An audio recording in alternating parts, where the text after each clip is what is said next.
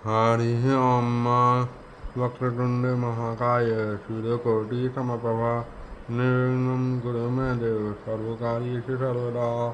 प्रिय दर्शकों नमस्कार, मैं पंडित विश्वास शर्मा ज्योतिषाचार्य आज के वीडियो में आपका हार्दिक स्वागत करता हूँ। आज के वीडियो में हम एक बहुत ही महत्वपूर्ण योग या दोष के बारे में चर्चा करेंगे। उसका नाम है पाप कर्तरी दोष या योग। पाप कर्तरी दोष या योग कैसे बनता है, आइए जानते हैं। पाप कर्तरी दोष या योग, यदि पापी ग्रहों अर्थात शनि, राहु या केतु। अब पापी ग्रह कौन कौन से हैं? देखिए, बृहस्पति जो गुरु जो ग्रह है वह है सौम्य। उसके बाद आता है मंगल, क्रूर ग्रहों में आता है। सूर्य क्रूर ग्रहों में आता है। चंद्रमा सौम्य ग्रह कहलाता है। शनि पापी और क्रूर दोनों कहलाता है। और शुक्र सौम्य ग्रहों में आता है। राहु पापी और क्रूर दोनों कहलाते हैं। केतु भी पापी और क्रूर दोनों कहलाता है। और बुध जो है सौम्य ग्रह में आता है।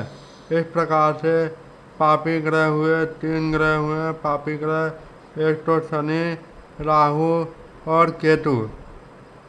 तो यदि पापी ग्रहों अर्थात शनि, राहु और केतु के बीच में कोई भी ग्रह बैठा हो और वह योग कारक हो, यानी शनि और राहु या शनि और केतु के बीच में जो भी ग्रह बैठा हो वो यदि योग कारक हो और इन तीनों में से कोई 2 ग्रह अर्थात शनि, राहु, केतु में से कोई भी 2 ग्रह मारक हो तो वे दोनों योग कारक ग्रह की योग कारकता को समाप्त कर देते हैं, अर्थात उसके शुभ परिणाम को समाप्त कर देते हैं, योग कारक ग्रह के शुभ परिणाम को।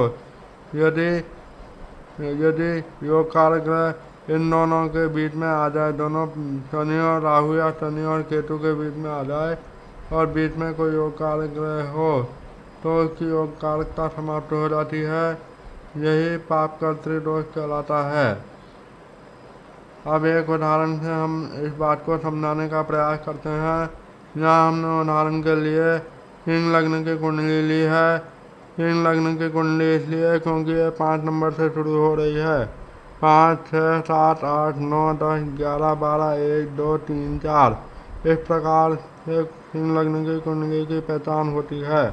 अब यहाँ पर देखिए, उदाहरण के लिए मान लीजिए केतु यहाँ पर तीसरे घर में बैठा है, यहाँ पर 7 नंबर की गिनती लिखी है और यहाँ और उसके बाद में 5वें घर में शनि लिखा हुआ है। इन दोनों के बीच में मान लो सूर्य लिखा हो, सूर्य हो, चौथे भाव में सूर्य हो, तो अब देखिए शनि और केतु के बीच में यदि कोई ग्रह आ जाए, अब शनि और केतु के बीच में कोई ग्रह आ जाए और वह ग्रह योग कारक हो तो पाप का त्रिदोष। ये परिभाषा के अनुसार शनि राहु केतु के बीच में कोई भी ग्रह बैठा हो और वह योग कारक हो, कोई भी योग कारक ग्रह बैठा हो और शनि राहु केतु में से कोई 2 ग्रह मारक हो तो दोनों ग्रह इनकी योग कारकता को समाप्त कर देते हैं। अब देखो यहाँ पर शनि जो यदि ये लक्षण हो तो पाप कर्तृ दोष बनेगा। अब देखो यहाँ पर केतु बैठा है, केतु शुक्र की राशि में बैठा है। शुक्र जो है केतु के अति मित्र हैं। शुक्र की राशि तुला है, केतु के अति मित्र हैं शुक्र, तो इस वजह से केतु जो है योग कारक हुए और शनि जो है लग्न होने का और शनि जो है मारक हुए। शनि लग्न का शत्रु है इसलिए मारक हुआ। तो इस प्रकार से एक योग कारक, इस प्रकार से केतु योग कारक है और शनि, इस प्रकार से केतु योग कारक है और शनि मारक है तो और सूर्य भी योग कारक है, इसलिए यहाँ पर ये योग नहीं बनेगा, पाप का त्रिदोष नहीं बनेगा। पाप का त्रिदोष जब बनता जब केतु और शनि मारक होते और तब बनता योग का, तब बनता ये पाप का त्रिदोष। अब दूसरा उदाहरण, ये पहला उदाहरण हो गया। दूसरा उदाहरण हम लें तो दूसरे उदाहरण में देखिए, मान लीजिए यहाँ छठे घर में शीन लग्न की कुंडली में राहु होता और 8वें घर में शनि होता और बीच में सूर्य हो, तो अब जरा गौर से देखिए, यहाँ पर राहु छठे घर में जो है अपने शत्रु की राशि में होने से मारक हुआ। राहु जो है राहु मारक हुआ और केतु केतु नहीं, शनि जो है, शनि भी यहाँ पर मान लो राहु है और यहाँ पर शनि है, तो और बीच में सूर्य आ गया।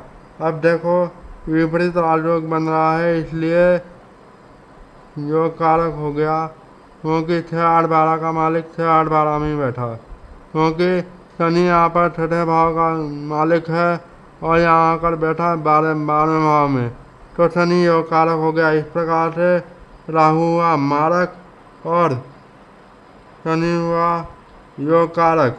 तो एक ग्रह मारक हो गया राहु और दूसरा ग्रह योग कारक हो गया शनि।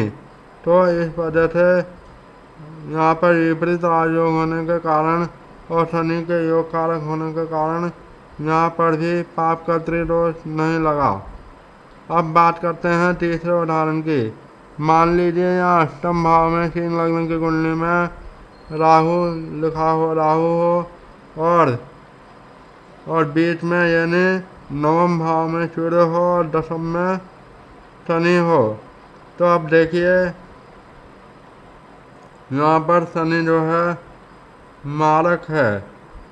शनि मारक कैसे? क्योंकि यहाँ पर शनि मारक हुआ क्योंकि एक तो शत्रु की राशि में है, दूसरा ये जो है एक हाउस मिला है, इसको गलत घर मिला है, इस वजह से शनि मारक हुआ। अब इस प्रकार से शनि मारक हो गया और राहु अपने जो है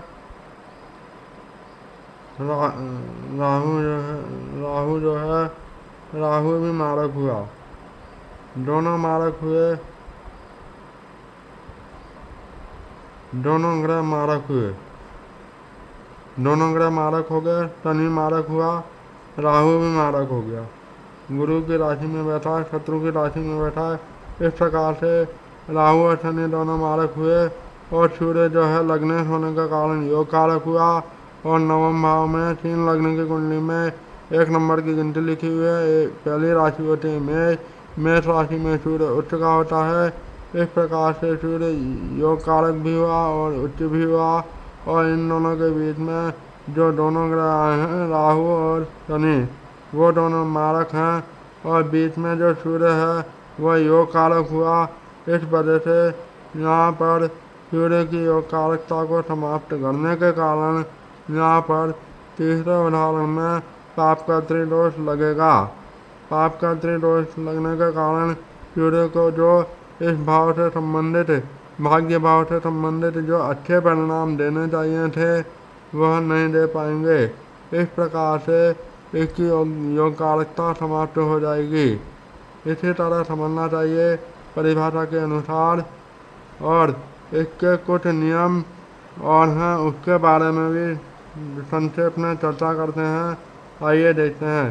पहली बात तो यह है कि यह योग बनाने के लिए पाप का त्रिदोष या योग बनाने के लिए इनकी यानी शनि राहु केतु की डिग्री अच्छी होनी चाहिए, यानी वह 0, 1, 2, 3, 28, 29, 30 डिग्री के नहीं होने चाहिए। डिग्री कम होगी तो इनमें पावर ही नहीं होगी, शक्ति नहीं होगी, तो यह योग या दोष नहीं बन पाएगा, क्योंकि इनमें वो ताकत नहीं है।